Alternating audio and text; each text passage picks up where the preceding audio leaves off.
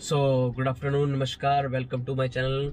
उम्मीद करता हूँ आप सभी हैप्पी होंगे, हेल्दी होंगे। भाई आज एक और टॉपिक में एक इम्पोर्टेंट टॉपिक लेके आया हूँ,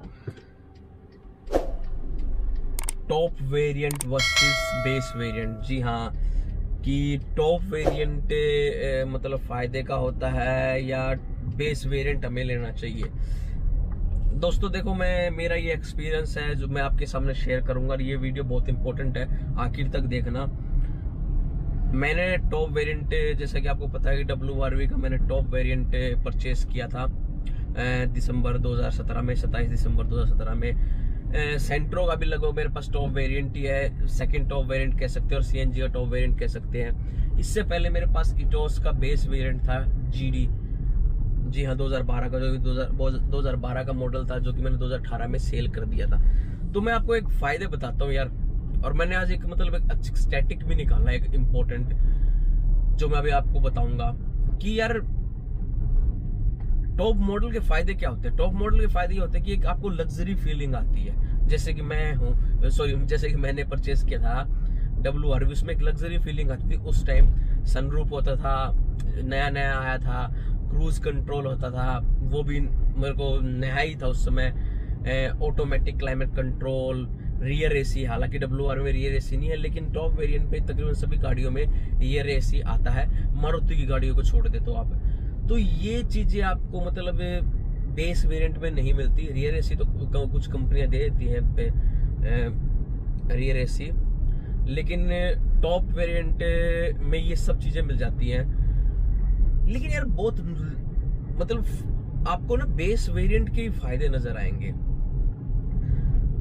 बताऊंगा। पहले मैं बेस वेरिएंट के फायदे ही बता दूं। देखिए, बेस वेरिएंट में अगर आप देखें, अब जैसे आप बेस वेरिएंट लेते हैं तो उसमें आप अपनी मर्जी से म्यूजिक सिस्टम लगवा सकते हैं, अपनी मनपसंद के मतलब आप अलॉय व्हील लगवा सकते हैं। तकरीबन आज हर एक गाड़ी का हमें पार्ट मिल जाता है, माउंटेन कंट्रोल भी मिल जाते हैं, ऑटो उसका क्या कहते हैं, क्रूज कंट्रोल भी अवेलेबल हो जाते हैं। तो ये बेनिफिट होते हैं बेस वेरिएंट के। बेस वेरिएंट का एक और बेनिफिट होता है जो बहुत ही महत्वपूर्ण होता है, बहुत इंपॉर्टेंट है वो बेनिफिट, कि जैसे कि आप एक्स शोरूम, किसी गाड़ी की कीमत 10 लाख है बेस वेरिएंट की, तो यार उस एक्स शोरूम पे अगर आप गाड़ी परचेज करोगे तो उसी पे RTO लगेगा उसी के अकॉर्डिंग, और उसी के अकॉर्डिंग आपका इंश्योरेंस लगेगा। अगर आप और बड़ा टॉप एंड वेरिएंट लेते तो आपकी इंश्योरेंस की वैल्यू इंक्रीज हो जाएगी और आपकी जो रजिस्ट्रेशन नंबर है उसकी भी प्राइस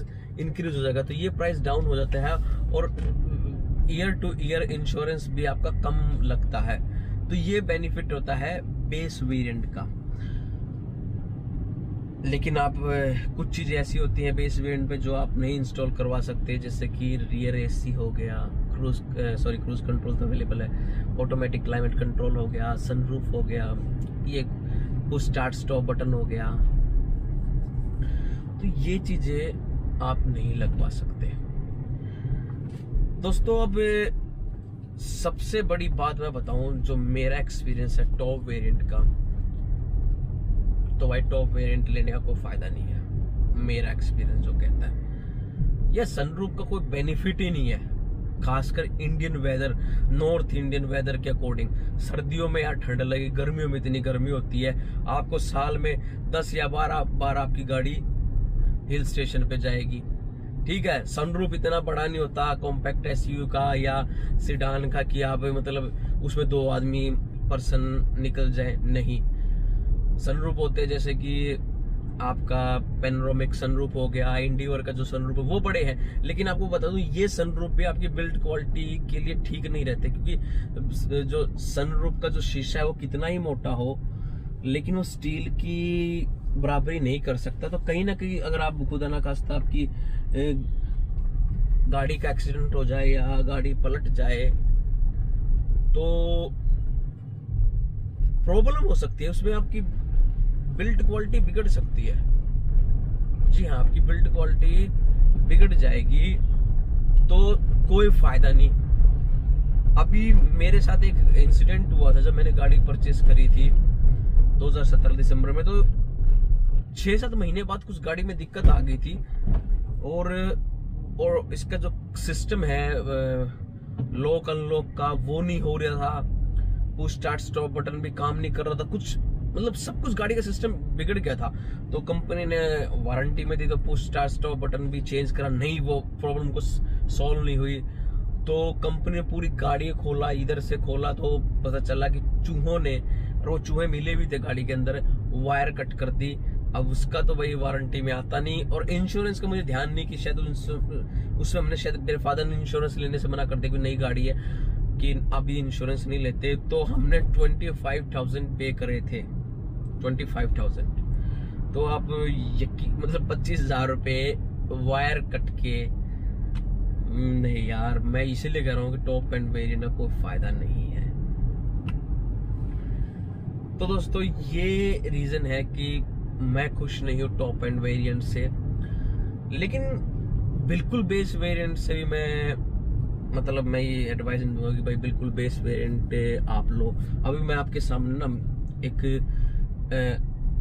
कंक्लूजन दिखाता हूँ आपको, एक मतलब मैंने जो सर्च करके निकाला था आज कुछ, देखिए आप ध्यान से सुनिए। यहाँ पे मैं आपको कुछ गाड़ियों के प्राइस बताऊंगा।